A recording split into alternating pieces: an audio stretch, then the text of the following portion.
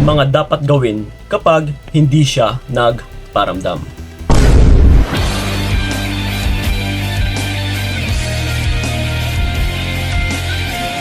Yon, what's up? So kamusta mga utol? So ito ngayon sa video natin is tuturuan ko po kayo kung ano ang dapat ninyong gagawin kapag hindi nagparamdam yung mga partner ninyo ng walang dahilan. Okay? So ito kasi napaka-importanting bagay din nito pagdating sa relationship para ma-preserve mo pa ang iyong pagbibigay ng respeto sa iyong sarili. At saka para may panumbalik pa ng partner mo yung pagbigay niya rin ng respeto sa iyo. So, napaka-importanting bagay ito na kailangan mo rin talagang gawin at saka sundin. Okay? So, ito, huwag na nating papatagalin pa. Na yung una sa lahat ay huwag mabahala or huwag magpanik. Kapag hindi siya nagparamdam, let's say, isang araw, dalawang araw, na bigla na lang naglaho, isa po itong tinatawag na pang-ghost. Kumbaga pa, bigla siyang nawala ng walang paalam, hindi man lang nagsabi, or kung baka paulit-ulit na rin itong ginagawa sa'yo, noon pa, na nawawala and then bumabalik. So please lang mga utol, huwag po kayong magpanik. Kasi once na magpanik ka, sunod-sunod na po yan na makakagawa ka ng hindi tama.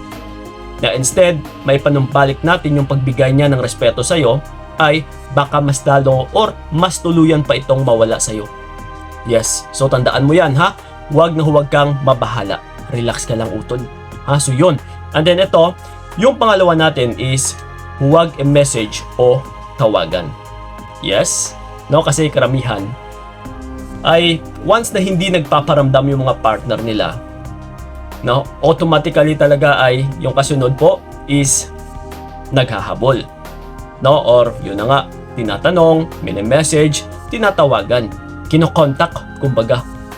But sa ganitong pamamaraan utol, kung mahal ka talaga ng partner mo at saka mahalaga ka sa kanya, kumbaga pa, kung siya mismo ay merong excitement na makausap ka, ay hindi kayo dapat hahantong sa ganito. Siya mismo lagi mangunguna or mag-e-initiate. So once na hindi siya nagpaparamdam ng walang dahilan, understood na po yan na wala talaga siyang kagana-gana sa'yo. So kailangan mo itong tanggapin, kailangan mo itong paniwalaan.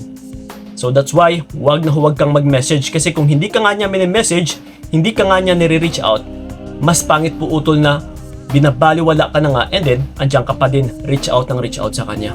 Magmumukha kang TANGA dito. Yeah. Okay? So yun. And then ito, yung pangatlo natin is, huwag magtanong-tanong sa mutual friends.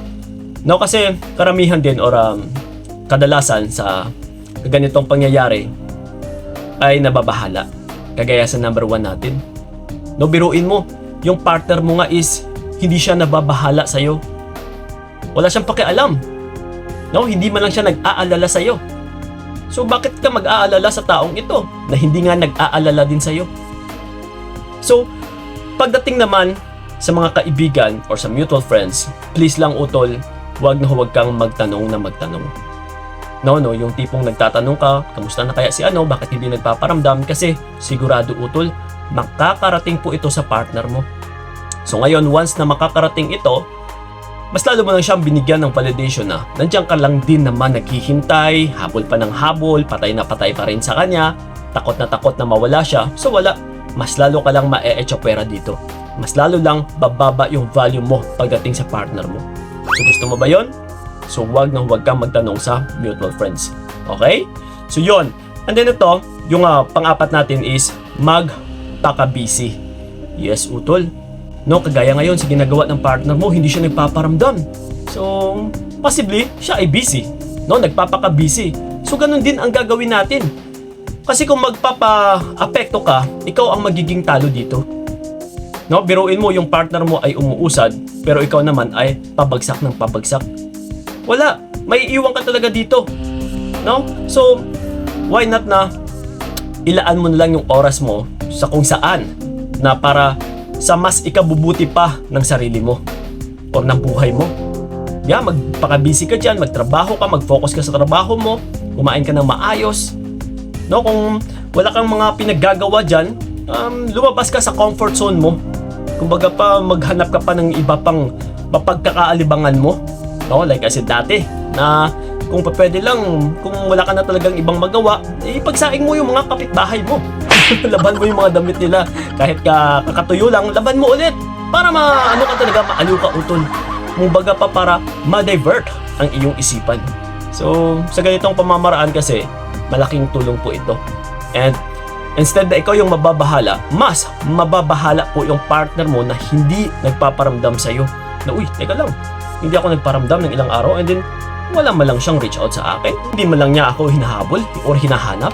Yeah, so siya po ngayon yung maku-curious. So mas okay po na ganito ang mangyayari. Okay? So yon. And then ito, yung panglima natin is huwag rin kibuin kapag nagparamdam. Ito mga utol, napaka-importante po nito na huwag rin talaga siyang kibuin kapag nagparamdam. Kasi, okay lang ba sa iyo yun? Na initsukwera muna, hindi nagparamdam ng walang dahilan, and then babalik na lang kung kailan niya gusto, and then andyan ka lang din naman kaagad-agad. Oh. No, yung tipong parang walang nangyari.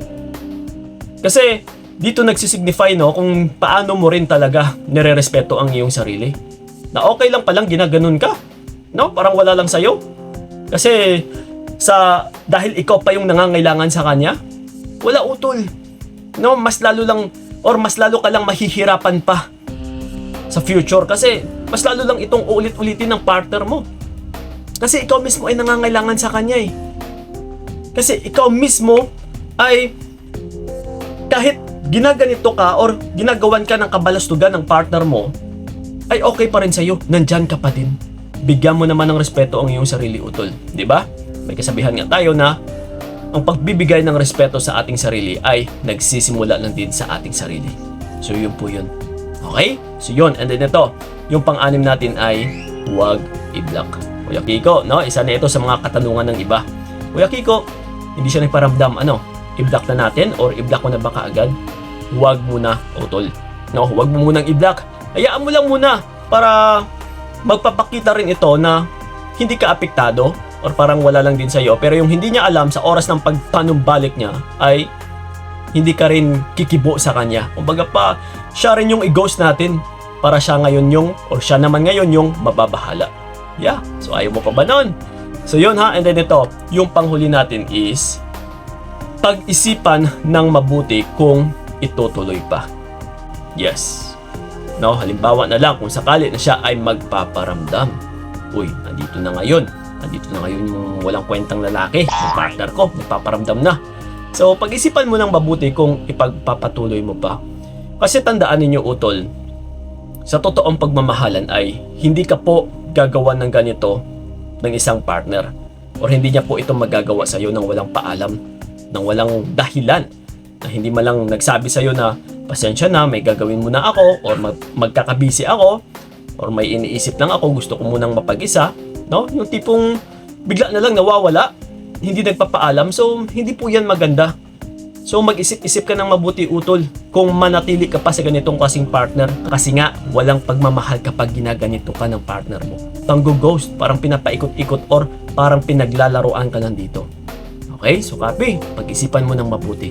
So yun lang po mga utol ang dapat ninyong gagawin once na hindi nagpaparamdam yung mga partner ninyo para manatili pa rin yung pagbibigay ng respeto mo sa iyong sarili. So yun lang po. Maraming salamat. So ingat kayo. God bless and babu. Sana hindi na lang ikaw ang aking ginusto. Binigay ko lahat para